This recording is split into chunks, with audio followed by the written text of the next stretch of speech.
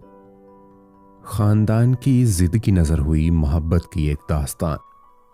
निकाह की रस्म अदा करते हैं तैयब। घर की बेटी है, घर में ही रहेगी तो अच्छा है। वैसे भी इकलौती बेटी है। मैं नहीं चाहता कि इसका रिश्ता हम कहीं बाहर करें। आज तो अयूब साहब ने तैयब साहब के मुंह की बात छीन ली। इनकी भी यही ख्वाहिश थी कि इनकी बेटी इन्हीं के भाई के घर में जाए, और जैन तो माशाल्लाह से इतना काबिल था कि इनकार का सवाल ही पैदा नहीं होता था। डबल एमए करने के बाद इसने नौकरी तलाश करने की कोशिश की तो अयूब साहब ने साफ इनकार कर दिया। उनके खानदान में कभी किसी ने किसी के आगे नौकरी नहीं की थी। काम छोटा करो लेकिन अपना करो, ये उनका कहना था। और वैसे भी वो अपने बच्चों को दफ्तर के धक्कों में नहीं पड़ने दे सकते थे। लेकिन जैन को नौकरी करने का शौक था। बाप के कहने पर नौकरी तो नहीं की, लेकिन कारखाना संभालने के बजाय मेडिकल स्टोर रख लिया, जिसे लेकर वो बहुत खुश था। इसमें इसका दोस्त भी शामिल था और दोनों मिलकर इसको संभालते थे। इनके इलाके में किसी किस्म का कोई मेडिकल स्टोर न था, जिसकी वजह से सबको बहुत मुश्किल से गुजरना पड़ता। इनका एहसास करते हुए जैन ने अपने ही इलाके में मेडिकल स्टोर खोलकर सबके लिए आसानी पैदा कर दी थी। सबको जैन का ये फैसला पसंद आया। पूरे मोहल्ले वाले सब इसे बहुत पसंद करते थे। अयूब साहब और तैयब साहब दो भाई थे जिनकी शादियां बरादरी के अंदर ही की गई थीं, लेकिन इन दोनों की बीवियों की आपस में बिल्कुल नहीं बनती थी। लड़ाई झगड़ों की वजह से अक्सर घर का माहौल खराब ही रहता। यही वजह थी कि दोनों भाई अलग अलग पोर्शन में रहते थे। अयूब साहब अपनी बीवी और 3 बच्चों के साथ नीचे वाले पोर्शन में, जबकि तैयब साहब अपनी इकलौती बेटी और 2 बेटों के साथ ऊपर वाले पोर्शन में रहते थे। अयूब साहब के 3 बेटे थे। बड़ा बेटा इस्माइल, जिसकी शादी अभी 2 माह बाद थी, निकाह हो चुका था, और अयूब साहब अपने छोटे बेटे जैन की शादी भी बड़े बेटे के साथ ही करना चाहते थे, जबकि उसामा अभी कॉलेज में पढ़ता था। तैयब साहब का बड़ा बेटा शाहजेब इस्माइल के साथ कारखाना संभालता था। आजकल इसके लिए रिश्ता ढूंढा जा रहा था, जबकि इमरान यूनिवर्सिटी के लास्ट ईयर में था और इन दोनों की इकलौती लाडली बहन कॉलेज के 3rd ईयर की स्टूडेंट थी। जोया इन दोनों की ही नहीं बल्कि इस्माइल, जैन और उसामा की भी लाडली थी। वो जितनी शरारती और चुलबुली थी, ताई अम्मी को इसका ये अंदाज उतना ही बुरा लगता था। वो अक्सर इसे उठते बैठते बातें सुनाती रहती, लेकिन जोया को इन सब चीज़ों से कोई फर्क नहीं पड़ता था। वो अपनी ही मस्ती में जीने वाली अलग दुनिया की बासी थी। जैन को तो पूछते ही इसकी तरफ से हाँ हो गई थी, जबकि जोया परेशान बैठी थी। जोया, अगर तुम्हें कोई एतराज है तो तुम साफ साफ बोलो बेटा। इमरान इसके सामने बैठा इसकी परेशान सूरत देखकर कहने लगा, भाई जैन बहुत अच्छा है, ताया अब्बू भी अच्छे हैं, उसामा भी अच्छा है और इस्माइल भाई तो बेस्ट है, लेकिन ताई अम्मी की शक्ल मुझे सारी जिंदगी देखनी पड़ेगी और ये मैं नहीं कर सकती। इसने अपनी तरफ से सबसे बड़ी वजह रखी तो इमरान अपने सर पर हाथ मारकर ऊंची आवाज में बोला कि जोया की तरफ से हाँ है, लेकिन मैंने तो अब हाँ नहीं किया। जोया परेशानी से इसे कहने लगी, जोया, जो वजह तुम दे रही हो ना, इस वजह की कोई अहमियत नहीं है। अगर हमारी माँ ने सारी जिंदगी इस औरत के साथ गुजारा कर लिया तो तुम भी हर पल हमारे सामने रहोगी। तुम्हें क्या लगता है कि हम तुम्हें ताई अम्मा को कुछ भी कहने देंगे? बिल्कुल नहीं। तुम इस मामले में बिल्कुल बेफिक्र हो जाओ, कोई तुम्हें कुछ नहीं कह सकता। अब ये मुंह सीधा करो, जब से अब्बू रिश्ता करके आए हैं तब से परेशान बैठे हैं। तुम्हारी ये शक्ल देखकर क्या सोच रहे होंगे कि अपनी लाडली की खुशी का ख्याल नहीं किया उन्होंने। इमरान ने इसे समझाया तो वो फौरन लबों पर मुस्कान लिए उसके साथ बाहर आने को तैयार थी। बाहर सब लोग बैठे हुए थे। वो सब लोग बाहर कब आए इमरान नहीं जानता था। हाँ, लेकिन इमरान ने थोड़ी देर पहले जो नारा लगाया कि जोया की तरफ से हाँ है, यकीनन सब ने सुना था और जैन ने भी, इसीलिए तो इसके चेहरे पर मुस्कुराहट खिली हुई थी। न जाने क्यों इसे जैन से शर्म आ रही थी। तो क्या हम इस रिश्ते के लिए हाँ समझे? अयूब साहब ने इसे अपने पास बिठाते हुए प्यार से कहा। तो तैयब साहब खुशी से इसके सर पर हाथ रखते हुए रिश्ते के लिए हाँ कर चुके थे। सब लोग ही खुश थे, लेकिन ना तो जातून खुश थी और ना ही आबिदा। लेकिन दोनों के शोहरों की तरफ से हुक्म था कि अगर किसी किस्म की कोई भी बदमज़गी पैदा की तो वो दोनों ही इनकी तरफ से फारिग हैं। 3 दिन के बाद निकाह की रस्म बहुत सादगी से अदा की गई। जोया सारी जिंदगी के लिए जैन के नाम लिख दी गई थी। वो उसका कज़न था, बचपन का दोस्त था, सारी जिंदगी एक साथ गुजरी थी और अब अचानक रिश्ता बदल गया तो दिल की कैफियत ही बदलने लगी। ना जाने जैन इसके बारे में क्या महसूस कर रहा होगा। वो बार बार जैन की वजी चेहरे की तरफ देखती जो उसे सख्त नजरों से घूरते हुए देखने से मना करता। ओ हेलो मिस्टर, शौहर हो तो शौहर बन के रहो, मालिक बनने की जरूरत नहीं है। खबरदार जो मुझे यूं घूर कर देखा। एक तो मैं पहले ही बहुत परेशान हूं, दुल्हन बनाकर बिठा दिया, मजाल है जो ब्यूटी जोन का दरवाजा भी देख आया हो। जो नुक्कड़ पर पार्लर है ना, इससे तैयार होकर आई हूं, जबकि मैंने सबको साफ साफ कह दिया था कि मुझे ब्यूटी जोन से तैयार होना है। वो खराब मूड के साथ इसके कान के करीब बोली। जैन तो शर्मिंदा ही होकर रह गया। इसके साथ दोस्ती अपनी जगह, लेकिन इस वक्त वो दूल्हा और दुल्हन बनकर बैठे थे। इस तरह से कान में सरगोशियां करना खानदान भर में फैला रहा था। तुम जिस भी पार्लर से तैयार होकर आ जाओ तो ऐसी ही बांदरी जैसी शक्ल वाली है, तो क्या फायदा 40,000 खर्च करने का। अच्छा है ना, 15,000 में काबिल दीद शक्ल हो गई तुम्हारी। वो उसके अंदाज में उसके कान में बोला तो जोया घूर कर उसे देखने लगी। बस इसके बाद शाम तक इसने जैन की तरफ ना तो नजरें उठाकर देखा था और ना ही बात की थी। नजर ना उठाने की वजह से शर्म नहीं, बल्कि उसे जान से मार देने की ख्वाहिश थी जो वो उस वक्त पूरी नहीं कर सकती थी। तुम कैसे मान गई आबिदा इस रिश्ते के लिए? उस नागिन की बेटी को अपने बेटे से ब्याह रही हो। शाहिदा का तो बस नहीं चल रहा था कि ऊपर जाकर जातून को जान से मार डाले, जो इसके होने वाले दामाद को अपना दामाद बनाकर बैठी थी। पहले तो नाराजगी से इसने आबिदा से बातचीत ही छोड़ दी, लेकिन कब तक बहन से नाराज रहती? अभी तो इस बहन का एक बेटा कमा रहा था। अरे बाजी, मेरी चली कहां? मेरी तो किसी ने परवाह ही नहीं की। रत्ती बराबर अहमियत नहीं मिली मुझे मेरे ही बेटे के निकाह में। बस उस नागिन की बेटी को मेरे बेटे से बांध डाला। लेकिन अभी रुखसती को 3 साल बाकी हैं। जब तक वो 21 साल की नहीं हो जाती, ये लोग शादी के हक में नहीं है। इससे पहले पहले मैं ये रिश्ता ही खत्म कर दूंगी। मैं अपने जैन को सारी जिंदगी उस नागिन की बेटी के साथ नहीं रहने दूंगी। मेरे बच्चे की शादी वहीं होगी जहां मैं चाहूंगी। मैं कभी इस सपोली को अपने बेटे की जिंदगी में नहीं दाखिल होने दूंगी। वो नफरत उगलती हर लिहाज भूली बैठी थी, जबकि दूसरी तरफ जातून आबिदा को लेकर परेशान तो थी, लेकिन जैन जैसे अच्छे और काबिल दामाद को पाकर खुश भी थी। जैन तुम दुकान पर जा रहे हो? उसके निकाह को 1 हफ्ता हो चुका था। मेहमान आहिस्ता आहिस्ता करके रुखसत भी हो गए थे और अब उसने भी मेडिकल स्टोर खोलने का सोचा था। जब आज वो सामने आ गई, रिश्ता बदलते ही जज्बात भी बदल गए थे। कितनी आसानी से वो हमेशा के लिए उसकी जिंदगी में शामिल हो गई थी, उसकी मनकूहा बनकर। नहीं, भैंस चुराने जा रहा हूं। सफेद कुर्ता शलवार में अपनी वजीह पर्सनालिटी के साथ वो उसे चुराने वाले अंदाज में बोला। आज पूरे 1 हफ्ते के बाद वो उसे नजर आई थी, क्योंकि अम्मी ने कहा था जब तक सारे मेहमान चले नहीं जाते तब तक कमरे में ही बैठी रहो। खानदान भर में बातें फैलते देर नहीं लगती। और खानदान वालों को तो बस बहाना चाहिए था उनकी इकलौती बेटी पर उंगलियां उठाने का। और आबिदा का कोई भरोसा भी नहीं था, कहीं मेहमानों के सामने ही इसकी मासूम सी बेटी को उल्टा सीधा कहना शुरू कर दे। इसलिए जातून ने अपनी बेटी को छुपाकर ही रखा। क्या दुकान के टाइम पर तुम भैंसों के पीछे लगे हुए हो? अभी ताया अबू को बताती हूँ। निकाह क्या हो गया? तुम तो बिल्कुल लॉर्ड गवर्नर बन गए। काम का बिल्कुल होश नहीं है। अगर काम नहीं करोगे तो मुझे खिलाओगे कहां से? और तुमने मुझसे इतने गुस्से से बात क्यों की अभी? ताया अबू को बताती हूँ। वो गुस्से से मुंह फैलाए ताया अबू के कमरे की तरफ शिकायत लगाने जा रही थी। जानती थी कि वो घर पर नहीं है, बल्कि सुबह सुबह फैक्ट्री जा चुके हैं, लेकिन उसे डराने का कोई भी बहाना वो कैसे हाथ से जाने देती। अरे यार, मजाक कर रहा हूँ, दुकान पर ही जा रहा हूँ। वो फौरन उसका हाथ थाम कर बोला। अच्छा, आते हुए मेरे लिए 4 नहीं 5 बल्कि 6 चॉकलेट लाना। और फरमाइशी अंदाज में बोली। और वो किस खुशी में? वो आईब्रो उचकाकर पूछने लगा। अरे तुम मेरे हस्बैंड हो ना? बाबा कहते हैं कि लड़की की हर ख्वाहिश का शोहर ख्याल रखता है, तो अब से तुम ड्यूटी पर लग जाओ। वो मजीद फैलते हुए बोली। देखो लड़की, निकाह शादी सब अपनी जगह। तुम्हारे इस फरमाइशी प्रोग्राम वजह से मैं अपने स्टोर का बजट खराब नहीं कर सकता। वो फौरन इनकार कर गया। मैं ताया अब्बू को तुम्हारी शिकायत करूंगी। अंदाज में गुस्सा था। अरे लड़की, तुझे क्या, तेरी माँ ने तमीज नहीं सिखाई कि शौहर से कैसे बात करते हैं? ताई अम्मी इंतहाई गुस्से से कहती इसके सर पर आन खड़ी हुई।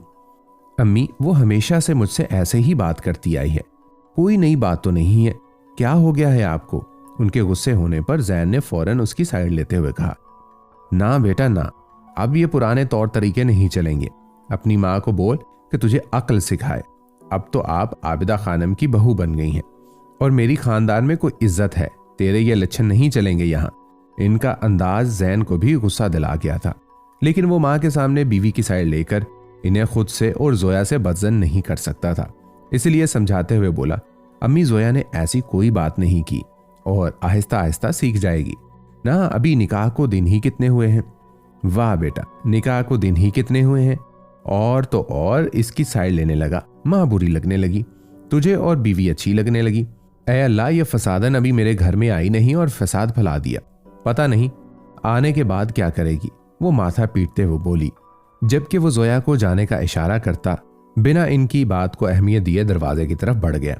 जबकि जोया भी इसका इशारा समझती फौरन ऊपर भाग गई, क्योंकि वो दोनों ही जानते थे कि अब रोने पीटने के ड्रामे शुरू होंगे और इसके बाद कमरे में अच्छी खासी बदमजगी पैदा होगी।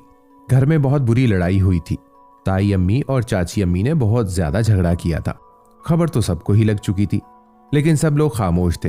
ये कोई नई बात नहीं थी, लेकिन अब जोया इन सब चीजों को महसूस करने लगी थी। ये लड़ाइयां कोई आज का काम नहीं था, ये तो बरसों से होती आई थी। लेकिन अब जोया का रिश्ता बदल चुका था।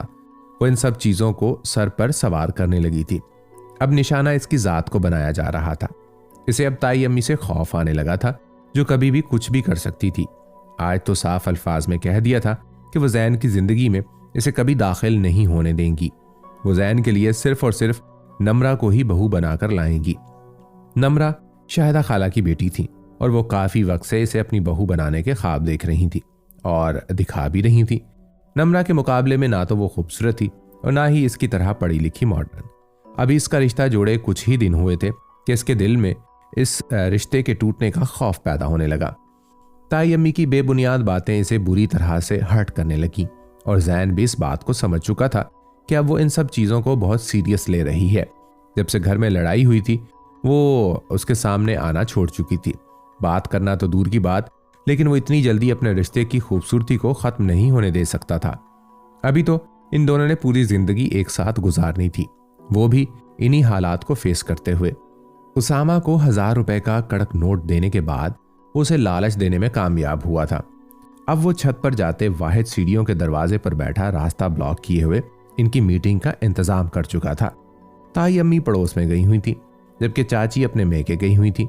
घर में उसामा के अलावा और कोई नहीं था और उसामा के साथ इसकी बड़ी मुश्किल से डील हुई थी। जोया इससे बेहद खफा थी, वो इससे बात भी नहीं करना चाहती थी। वजह ताई अम्मी ही थी और इनके बेबुनियाद इल्जामात। इसे बेहया बदकिरदार कहने के बाद भी इन्हें सुकून नहीं आया था। जोया, यार अम्मी ने पहली बार तो तुम्हें कुछ नहीं कहा, जो तुम इस तरह से रिएक्ट कर रही हो। तुम्हारे इस तरह से नाराज होने से कौन सा सब कुछ ठीक हो जाएगा? और मेरी क्या गलती है? मैं तो सुबह तुम्हारा साथ दे रहा था, जैन ने उसे मनाते हुए कहा। मैंने कुछ नहीं कहा ताई अम्मी को, और ना ही मैं किसी से कुछ कहती हूँ। आप जाएं और अपनी अम्मी की कही हुई हर बात माने और मुझे जैसी बदइखलाक लड़की से बात करने की हरगिज जरूरत नहीं है। वो गुस्से से भरी इसकी माँ की बातें दोहराने लगी। क्या यार जवी, क्या कर रही हो? ये आप क्या होता है?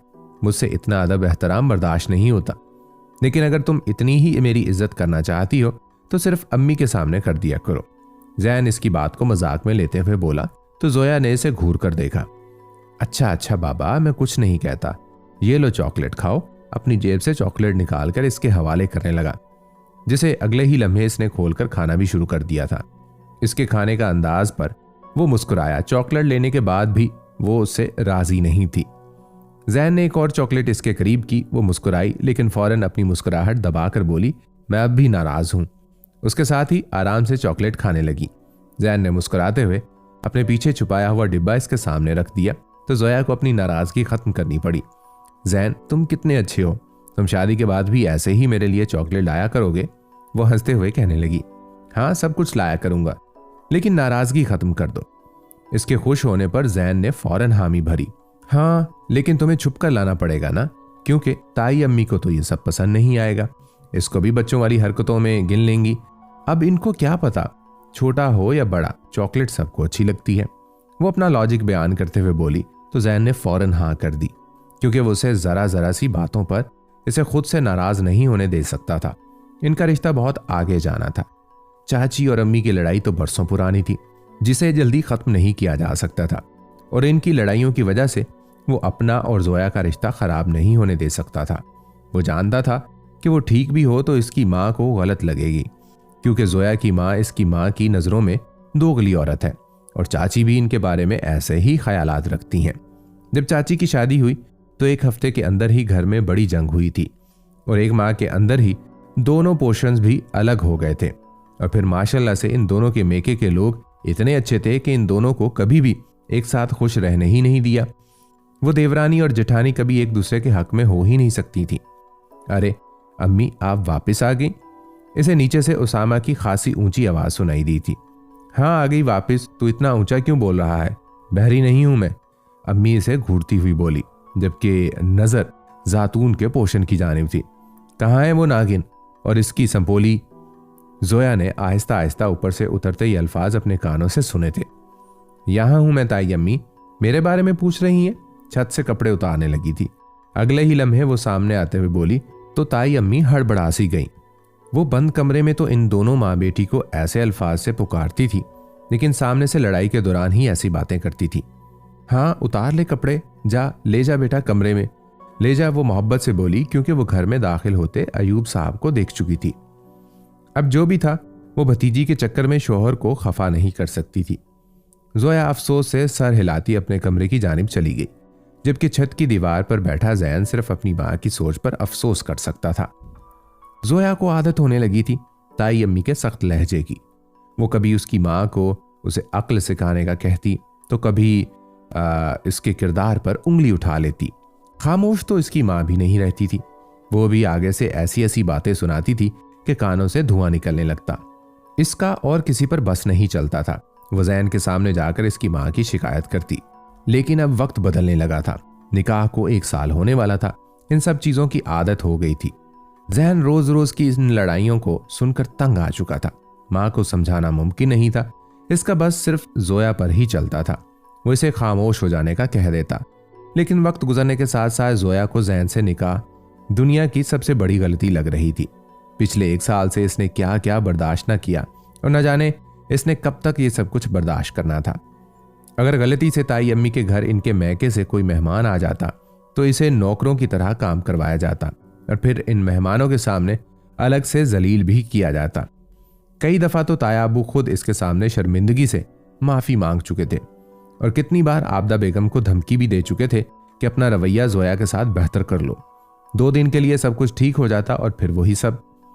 देखें भाई साहब, बात सीधी सी है, हमें रुखसती से कोई मसला नहीं, लेकिन इस्माइल के नाम कोई दौलत, कोई जायदाद, कोई जमीन का टुकड़ा तो हो। माशाल्लाह से 3 बेटे हैं, आपकी फैक्ट्री है, घर भी इतना बड़ा है, तो एक हिसाब इस्माइल के नाम लिख दें ताकि हम भी बेफिक्र होकर अपनी बेटी को रुखसत करें। इस घर में 1-2 नहीं बल्कि 5-5 बच्चों का हिस्सा है। आप इस्माइल को इसका हिस्सा दें और हम अपनी बेटी को रुखसत करेंगे। आप सिर्फ घर और फैक्ट्री को देखकर तो मैं अपनी बेटी की जिंदगी दांव पर नहीं लगा सकता ना, मुझे भी मेरी बेटी के फ्यूचर की सिक्योरिटी चाहिए। अब्दुल्ला साहब इनके सामने बैठे अपनी बात मुकम्मल कर चुके थे, और अयूब साहब जो इस्माइल की बीवी की रुखसती की बात करने आए थे, खामोशी से घर वापस लौट आए। अभी तक तो इन दोनों भाइयों में दौलत के बंटवारे पर बात ही नहीं हुई थी। उन्होंने तो कभी सोचा भी नहीं था कि वो भाई अलग होंगे या कभी अपने बच्चों का हिस्सा अलग करेंगे। लेकिन बात तो अब्दुल्ला साहब की भी गलत नहीं थी। अब कोई भी अपनी बेटी उठाकर तो किसी को देने से रहा, और ना ही अब सिर्फ 2 लोगों का हिस्सा था, यहाँ 5 लोगों का हिस्सा था। कल को सबकी बीवियां आनी थी, सबके बच्चे होने थे, और दूसरी तरफ से इमरान के रिश्ते के लिए भी यही शर्त रखी गई थी कि जब तक लड़के के अपनी जेब में कुछ नहीं होगा हम रिश्ता नहीं करेंगे। तो इस मसले का कोई ना कोई हल तो निकालना ही था। अयूब साहब ने यह मसला अपने भाई के सामने पेश किया तो तैयब साहब का यही कहना था कि आप बच्चों के हिस्से अलग अलग करवा दें, और अयूब साहब को भी उनका फैसला पसंद आया था। अगले ही दिन वो जायदाद के बंटवारे के लिए तैयार वकील को कागजात बनाने का हुक्म दे चुके थे। वो अपने मेडिसिन स्टोर में आज बहुत ज्यादा मसरूफ था। छुट्टी के बाद का दिन तो वैसे भी मसरूफियात से भरा हुआ होता है, ऊपर से अब्बू ने फोन करके इसे फैक्ट्री बुला लिया। इसका भला फैक्ट्री में क्या काम, वो तो इससे किसी पेपर पर साइन करवाना चाहते थे, और फिर इसे वहां जाना पड़ गया। उसामा भी कॉलेज से सीधा वहीं आया था, और शाहजेब को भी यूनिवर्सिटी से बुलाया गया था। क्या बात है, सारे यहां ही हो? अब वो कोई पार्टी हो रही है क्या, या सबकी पिटाई होने वाली है? वो सब फैक्ट्री के बने छोटे से केबिन में थे। पूरी बात मुझे नहीं पता, लेकिन इतना पता है कि आज हम लोग अमीर होने वाले हैं। आज हम लोग जमीन और जायदाद के मालिक बनने वाले हैं। मेरी इंफॉर्मेशन के मुताबिक कोई प्रॉपर्टी का काम होने वाला है। इसके अलावा मैं कुछ नहीं जानता। इमरान ने हाथ खड़े करते हुए कहा। सुबह से वो फैक्ट्री में ही मौजूद था। इतनी बातचीत की खबर तो लग ही चुकी थी कि वकील साहब यहाँ क्या कर रहे हैं। थोड़ी देर में अबू कागजात लेकर आ गए और चचा को भी फैक्ट्री से ऊपर बुलाया, जो किसी जरूरी काम की वजह से नीचे गए हुए थे। आओ तैयब, यहाँ बैठो, आओ यहाँ पर साइन करो। उन्होंने तैयब साहब को इशारा करते हुए कहा, तो वो भाई के हुक्म पर फौरन पेपर पर साइन करते हुए पेपर वापस इनकी तरफ बढ़ा चुके थे। चलो अब तुम भी बारी बारी साइन करो। ये जायदाद के कागजात हैं। हमने घर और फैक्ट्री को 5 हिस्सों में तकसीम कर दिया है और अब इन सब चीजों पर तुम लोगों का हक है। अब ये सब कुछ तुम लोगों ने ही संभालना है। ताया अबू ने मुस्कुराते हुए कहा, तो तैयब साहब के चेहरे पर फैली मुस्कुराहट मद्धम पड़ गई। सब बारी बारी साइन कर रहे थे, जबकि तैयब साहब खामोश खड़े अपने भाई को देख रहे थे, तो इनकी खामोशी को नोट कर गए। क्या बात है तैयब, तुम इतने परेशान क्यों हो? मैं परेशान इसलिए हूं भाई साहब कि आपने 5 हिस्से बनवाए। वो उन्हें देखकर बोले। अयूब साहब ने नासमझी से उन्हें देखा। क्या जोया का कोई हिस्सा नहीं इस घर पे, इस फैक्ट्री में? इनके सवाल पर अयूब साहब परेशान से हो गए। हाय, मैं तो पहले ही कहती थी कि तुम्हारा भाई तुम्हें धोखा देगा। अब खुशी मिल गई, सुकून मिल गया। बेटी के नाम एक फूटी कौड़ी भी नहीं की, बल्कि खुद अपनी दौलत के 3 हिस्से बना दिए और तुम्हें 2 दे दिए। मुझे तो तुम हमेशा से ही गलत कहते थे। अब मिल गया सुकून, अब कुछ नसीब नहीं होगा। मैं तो पहले ही कहती थी कि अपना हिस्सा मांगो। मजाल है जो तुमने मेरी बात पर गौर किया हो। अब अक्ल आई है जब बेटी के हिस्से में कुछ आया ही नहीं। अरे मैं कहती हूं, कितना खाएंगे, कितना लूटेंगे? तैयब साहब खामोशी से घर आ गए थे। इन्हें लगा था बात ही खत्म हो जाएगी, लेकिन अपनी बीवी को जब उन्होंने सब कुछ बताया तो उन्होंने घर सर पर उठा लिया और अब इनकी बाआवाज बुलंद बातें दूसरे पोर्शन में मौजूद सब लोग सुन रहे थे। अरे ऐसी भी क्या क़यामत आ गई? मैं कहती हूँ बेटी के नाम आज तक सुना है किसी ने जायदाद की हो, और 5 हिस्सों में तकसीम हुई है जायदाद। इसमें गलत क्या है भला? 5 बच्चे हैं तो 5 हिस्सों में ही जायदाद तकसीम होगी ना। बेटियों के नाम जायदाद नहीं की जाती। जैतून बीबी ताई अम्मी अपने कमरे से निकलते हुए इन्हीं के अंदाज में भरपूर लड़कर बोली, क्यों नहीं की जाती? सारी दुनिया बेटियों के हिस्से में जायदाद रखती है। अगर आपने नहीं लिखी तो मतलब क्या आपके दिल में लालच था? अरे कितने सालों से जायदाद के हिस्से बनाने की बात हो रही थी, लेकिन तब किसी ने जायदाद के हिस्से नहीं बनाए, और जब तुम्हारे बेटे सर चढ़ गए तो 3 हिस्से अपने, 2 हिस्से भाई के नाम कर दिए। अरे क्या हमें नजर नहीं आता? हमेशा से तुम्हारे दिल में लालच था। इतने ही अच्छे होते ना तो न जाने कितने साल पहले ही ये जायदाद को 2 हिस्सों में तकसीम कर देते। जैतून बीबी का बस नहीं चल रहा था कि वह अयूब साहब के सर पर जाकर जबरदस्ती अपनी बच्ची का हिस्सा निकलवा ले। मुझे कुछ नहीं पता। अगर मेरी बच्ची के नाम तुम लोगों ने इसका हिस्सा ना किया तो मैं तुम लोगों पर केस करवाऊंगी। ये तुम्हारा भाई है जो खामोश होकर बैठ गया है, लेकिन मैं खामोश नहीं बैठूंगी। मुझे मेरी बेटी के लिए इंसाफ चाहिए। देखो जैतून बहन, बात इतनी बड़ी नहीं है जितनी तुम बना रही हो, और जोया कोई बाहर थोड़ी ना जा रही है, घर में ही रहेगी। अगर बेटियों के नाम बराबर जायदाद कर दी है तो ये भी तो सोचो ना कि जैन और जोया का निकाह हुआ है। जो जैन का है वो सब कुछ जोया का भी है। अयूब साहब समझाते हुए बोले। वो बात को बढ़ने नहीं देना चाहते थे। नहीं भाई साहब, जो जैन का है वो जैन का है, और जो जोया का होगा वो जोया का होगा। आपकी बीवी सारी जिंदगी मेरी बच्ची को ताने मारती रहेगी। मैं अपनी बच्ची को इस अजाब में नहीं फेंक सकती। वो फौरन बदतमीजी से बोली, वाह, मेरा घर अजाब में है, मैं तुम्हारी बेटी का जीना हराम कर दूंगी, तो इसको यहां बहाने की जरूरत क्या है? जैन तलाक दे इसे, आजाद कर इसे इस अजाब से। ताई अम्मी उनके अल्फाज पकड़ते हुए बोली तो वहां मौजूद हर शख्स को सांप सूंघ गया। अम्मी इस तरह से बात का बतंगड़ क्यों बना रही हैं? चाचू बिल्कुल ठीक कह रहे हैं। जोया का हिस्सा बनाना चाहिए था, वो भी इस घर का हिस्सा है और जायदाद में इसका हिस्सा बनता है। अब्बू ने जोया के बारे में ना सोच कर गलती की है। अगर वो बेटी है तो इसका मतलब ये नहीं कि इसका जायदाद में कोई हिस्सा नहीं। इस्माइल, जो कब से ये सब कुछ सुन रहा था, अब बोला, मैंने तो कभी नहीं सुना बेटा जी कि जायदाद में बेटियों का भी हिस्सा बनाया जाता है। बेटियां पराए घर का धन होती हैं। घर की जायदाद से इनका हिस्सा बनाकर अपनी जायदाद में गैर लोगों को वारिस नहीं बनाया जाता। और वैसे भी तो ये तो हमारे ही घर की बहू है और सारी जिंदगी हमारे साथ ही रहेगी, कौन सा हम घर अलग कर रहे हैं जो यहाँ बेटियों के हिस्से बनाए जा रहे हैं। इसके इस तरह कहने पर अब्बू को गुस्सा आया। देखें भाई साहब, बात सीधी और साफ है। जोया का जायदाद में हिस्सा बनता है और आपको हिस्सा देना होगा। हमसे ये लंबी लंबी तकरीरें नहीं होती। आप पढ़े लिखे शख्स हैं, आपको होश से काम लेना चाहिए था। माफ कीजिएगा, जैन के नाम पर आप जोया का हिस्सा खा नहीं सकते। जैतून बेगम तेज तंज अंदाज में बोली। अगर ऐसी बात है तो मैं जोया को हिस्सा देने के लिए तैयार हूं। जायदाद के 5 से 2 हिस्से करवा दूंगा, लेकिन इसके बाद आपका हमसे कोई ताल्लुक नहीं होगा। जायदाद बेटों में हमने खुद तकसीम की है, अगर भाइयों में तकसीम हुई तो ताल्लुक खत्म होंगे। ना जाने अब वो उनके दिमाग में क्या चल रहा था, लेकिन उनका ये अंदाज वहां मौजूद किसी शख्स को पसंद ना आया, सिवाय उनकी बीवी के। वाह भाई साहब वाह, अगर मैं अपना हिस्सा मांगने पर आ गया तो आप ताल्लुक ही खत्म कर देंगे। सच कहते हैं लोग, दौलत खून सफेद कर देती है।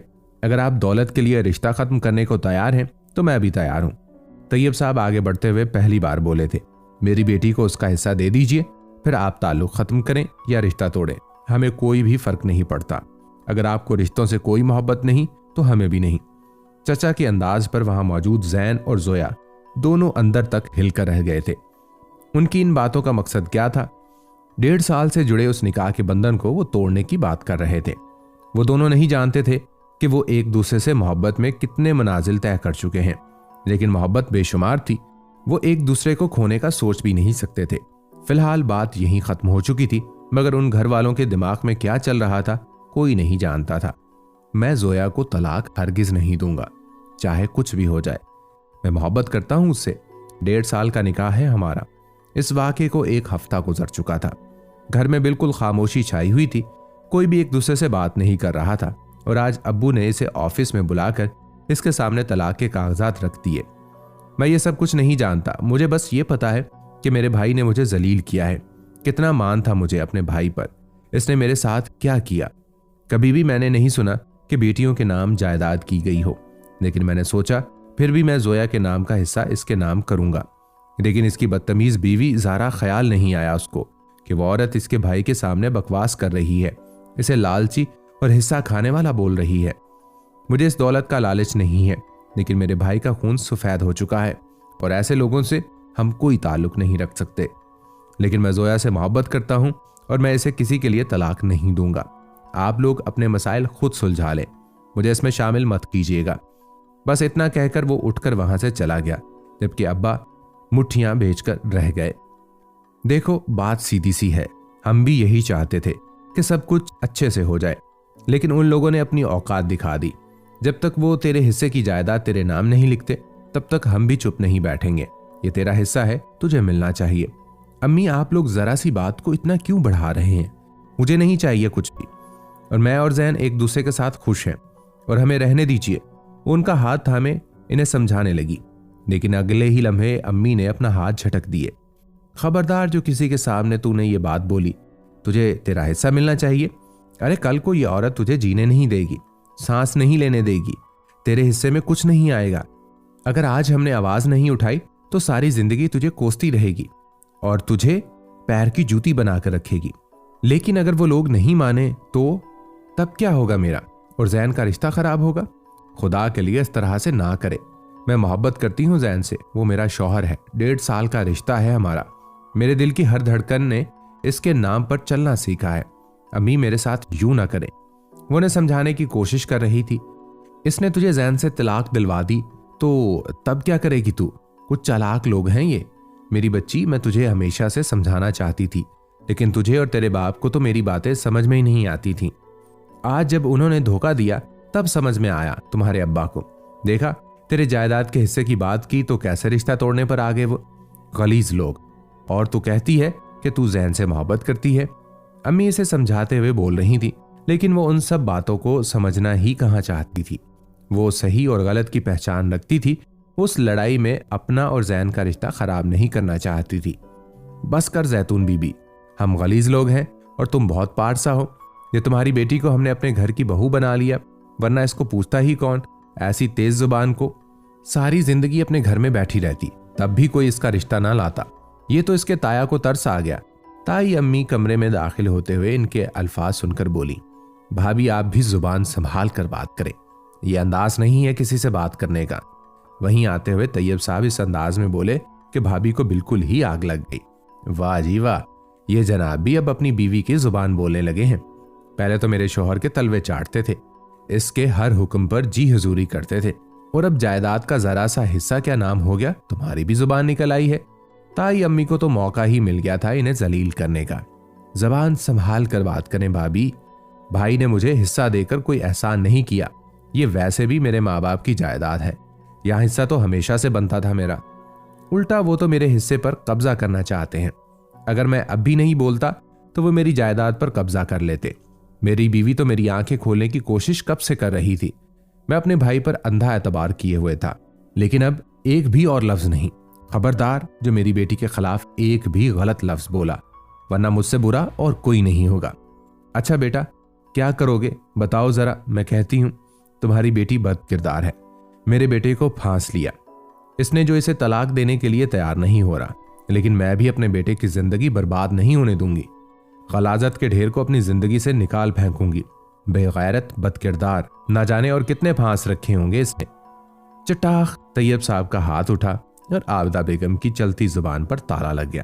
तुम्हारी ये हिम्मत कि तुमने मेरी बीवी पर हाथ उठाया, तुम इतना गिर जाओगे मैं कभी सोच भी नहीं सकता था, और शायद आपने अपनी बीवी के अल्फाज नहीं सुने। भाई साहब, तैयब साहब शर्मिंदा होने के बजाय उनको हकीकत का आईना दिखाने लगे। मेरी बीवी ने जो भी कहा, लेकिन जो हरकत तुमने की वो इंतहाई गिरी हुई है। अयूब साहब बेहद गुस्सा थे। हाँ बस यही सब कुछ कहते रहिएगा आप, एक दिन ये मेरा गला दबाकर मुझे मार डालेंगे। अरे आपके होते हुए भी मेरी इस घर में कोई इज्जत नहीं है, ये सलूक किया जाता है यहाँ भाभियों के साथ। अगर तुम्हारी बेटी इतनी ही पाकीज़ा और पारसा है तो रखो इसे अपने पास, हमें भी नहीं चाहिए जैन, आज ही इसे तलाक देगा वो। इंतहाई गुस्से से कहती बाहर निकलकर ऊंची ऊंची आवाज में जैन को पुकारने लगी। क्या हो गया है अम्मी, इस तरह से क्यों चिल्ला रही हैं? वो सब भागते हुए बाहर आए थे। घर के तमाम अफराद वहां जमा हो चुके थे। जोया ऊपर ग्रिल के पास खड़ी ताई अम्मी का शोर सुन रही थी। यकीनन आज कोई और तूफान भी आने वाला था। इसका दिल शाम से ही घबरा रहा था। जैन भागता हुआ बाहर आया। जब अम्मी अपने सर से चादर उतारते हुए जैन के पैरों में फेंक कर बोली, अभी के अभी जोया को तलाक दो, वरना मैं तुम्हें अपना दूध नहीं बख्शूंगी। ये लड़की कभी मेरे घर की बहू नहीं बन सकती। अगर अपनी माँ की गायरत प्यारी है तो निकाल फेंक इसे हमारी जिंदगी से। वो इतने सफाक अंदाज में बोली कि जैन कभी अपने पैरों में मौजूद अपनी माँ की चादर देखता तो कभी उसका चेहरा। हालात इतने बिगड़ जाएंगे कि इसने कभी सोचा भी नहीं था। इसका दिल वीरान सा हो गया था। सामने छत की ग्रिल के साथ लगी जोया खौफजदा नजरों से उसे देख रही थी।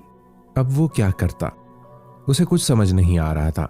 एक तरफ माँ थी तो दूसरी तरफ वो बेकसूर लड़की जो 1.5 साल से उसके निकाह में थी। क्यों ये लोग जरा जरा सी बातों पर रिश्ते तोड़ने पर आ जाते हैं? और अगर इन रिश्तों को तोड़ना ही होता है तो क्या अपने बच्चों के जज्बात के साथ खेलते क्यों हैं? वो आहिस्ता से अपने कदमों से अपनी माँ की चादर उठाता उसके करीब आया। वो सिर्फ मेरी मनकूहा ही नहीं, मेरी मोहब्बत भी है अम्मी, लेकिन आपकी इज्जत, आपके एहतराम से ज्यादा मेरे लिए कुछ भी अहम नहीं। शायद मैं उन मर्दों में से नहीं हूं जो माँ और बीवी को सही वक्त पर सही मकाम दे सके। आप ठीक कहती हैं, जोया के साथ मेरा ये रिश्ता नहीं चल सकता। अगर चलाने की कोशिश भी की तो सारी जिंदगी बीवी और माँ में बटकर रह जाऊंगा। उसने एक नज़र दरवाजे के करीब सीमेंट की बोरियां और ईंटें देखीं।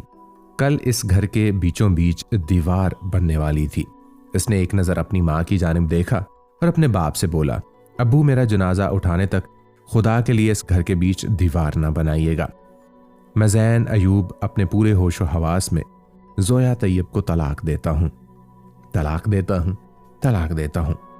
वो बिना जोया की जानिब देखे सबके सरों पर बम गिराता वहां से निकल गया। सब हैरान और परेशान दरवाजे की जानिब देख रहे थे जब अचानक पीछे से किसी के गिरने की आवाज आई। जैतून चीख उठी क्योंकि जोया बेहोश होकर ग्रिल से नीचे गिरी थी। जैन तेज रफ्तारी से अपना बाइक चला रहा था। दिमाग बिल्कुल खाली हो चुका था। वो जोया को छोड़ आया था हमेशा के लिए। वो समझ चुका था कि वो जोया के साथ एक परफेक्ट जिंदगी नहीं गुजार सकता। वो ना तो जोया को छोड़ सकता था और ना ही वो अपने घरों को छोड़ सकता था। काश वो लोग मान जाते ये खूनी रिश्ते थे और खून को खून से धोया नहीं जाता। वो एक साथ बैठकर एक दूसरे से सुकून से बात करते हैं तो शायद कोई हल निकल आता। लेकिन अपनी जिद पूरी करने की धुन में वो उन लोगों को बर्बाद कर रहे थे। पिछले 1 महीने से जैन इन सब चीजों से तंग आ चुका था। जोया जहनी तौर पर बीमार हो चुकी थी। हर वक्त एक डर सा इसके सर पर सवार रहता कि कब जायदाद का बंटवारा हो जाए और कब वो दोनों अलग हो जाए। और आज वो इसे इस रिश्ते से आज़ाद कराया था, वो इसे अपनी मोहब्बत से आज़ाद कराया था। वो मजबूर था, बेहद मजबूर। इतने दिनों में इसने इस बात का अंदाज़ा लगाया था कि जैन और जोया की शादी कामयाब शादी कभी नहीं हो सकती। वो जोया को खुश देखना चाहता था, सारी जिंदगी से अपने साथ घसीटना नहीं चाहता था। इसकी माँ ने इसके कदमों में अपनी चादर फेंक दी और वो इतना बेगैरत नहीं था कि एक लड़की के लिए अपनी माँ की चादर को रोनता। अगर वो ऐसा ना करता तो एक माँ का अपने बेटे पर मान टूट जाता। वो अपनी माँ का मान कभी तोड़ना नहीं चाहता था, इसलिए वो इसे खुद से जुड़े रिश्ते से आज़ाद कराया। लेकिन अब बेचैनी हद से ज्यादा सवार थी। इसके बाईं जानब बहुत दर्द हो रहा था, लेकिन अपने दर्द को नजरअंदाज करते वो बाइक स्पीड में आगे ले जाने लगा। सड़क के बीचों बीच ट्रैफिक का हद से ज्यादा शोर होने के बावजूद भी वो अपने ख्यालों से बाहर ना आ सका। ऐ काश वो जोया के साथ एक पुरसुकून जिंदगी गुजार सकता। ऐ काश हम अपनी मोहब्बत को मुकम्मल कर पाते। वो अपने दिल में इस काश को दबाए पता नहीं क्या क्या सोच रहा था, जब सामने से आती गाड़ी इसे नजर न आई और लम्हों के खेल में वो गाड़ी इसे कुचल कर चली गई। घर में मातम छाया हुआ था। घर के बीचों बीच जैन और जोया की लाशें पड़ी थीं। कल जहां दीवार चढ़ाने की बात की जा रही थी, वहीं एक तूफान मचा था। जवान बेटे और बेटी की मौत पर आबिदा और जैतून को होशो हवास ही ना रहा। एक दूसरे के सीने से लगी हूं अपना अपना दुख बांट रही थी, क्योंकि उन दोनों का गम एक बराबर था, न किसी का कम न किसी का ज्यादा। वो दोनों सीना पीटती तड़प रही थी। घर के बीच कोई दीवार न चढ़ाई गई, कुछ भी न किया गया। हर कोई अपने अपना दुख एक दूसरे से शेयर कर रहा था। अयूब और तैयब एक दूसरे को सीने से लगाए अपनी नाकामी का मातम मना रहे थे कि एक का बेटा था तो दूसरे की लाडली इकलौती बेटी इस दुनिया से रुखसत हो गए। वो दोनों ही इन्हें छोड़कर जा चुके थे, लेकिन जाने से पहले बरसों से दर आलूद घरोंदा छोड़ गए थे। सब गिले शिकवे लड़ाई झगड़े खत्म हो चुके थे। जैतून और आबिदा सारा दिन एक दूसरे के साथ जोया और जैन की बातें करती रहती। अयूब साहब और तैयब साहब आज भी शर्मिंदा थे। उनकी एक जिद ने उनके घर को उजाड़ दिया था। सब लोग आहिस्ता आहिस्ता अपनी अपनी जिंदगी में मसरूफ होने लगे, लेकिन जोया और जैन कभी किसी के दिल से न निकले थे। जोया की शरारतें आज भी उस घर में चहकती थीं और जैतून तो उनका सबसे ज़हीन बेटा था। अगर इनको पता होता कि इनकी यह जिद इनके बच्चों की जान ले लेगी तो शायद वो कभी भी दौलत की बात ना करते। यहाँ तो तैयब साहब जायदाद में जोया का हिस्सा मांगते और ना ही अयूब साहब तैयब साहब की बात को अना का मसला बनाते। लेकिन अब सिवाय वो लोग पछतावे के और कुछ नहीं कर सकते थे। गुजरा हुआ वक्त कभी लौट कर वापिस नहीं आ सकता था। जोया और जैन के मुस्कुराते चेहरे इनके दिलों में बसते थे, लेकिन उनकी नजरों के सामने कभी वापिस नहीं आ सकते थे। इन दोनों की कब्र एक साथ बनाई गई। इनकी कब्रों में बिल्कुल भी कोई फासला नहीं था। शायद जैन का वो काश पूरा हो चुका था, शायद उसकी आखिरी ख्वाहिश पूरी हो चुकी थी। जिंदगी में तो वो साथ ना रह सके, लेकिन मौत के बाद वो दोनों एक साथ थे। इनके माँ बाप रोज इनकी कब्रों पर दुआएं मांगने आते, इनसे माफिया मांगते, लेकिन इनको कौन समझाए। मोहब्बत तो उनसे रूठ बैठी थी। मोहब्बत उनसे हर रिश्ता तोड़ के बैठी थी। मोहब्बत के मामले में अना या जिद नहीं चलती। मोहब्बत दिल का सजदा है जो है तो तौहीद पर कायम। नजर के शिर्क वालों से मोहब्बत रूठ जाती है। मोहब्बत की नमाजों में इमामत एक को ही सौंपो, इसे तकने उसे तकने से नीयत टूट जाती है। मुकर्रर वक्त होता है मोहब्बत की नमाजों का, अदा जिनकी निकल जाए कज़ा भी छूट जाती है। मुकम्मल 2 ही दानों पर यह तस्बीह मोहब्बत है, जो आए तीसरा दाना तो यह तस्बीह टूट जाती है।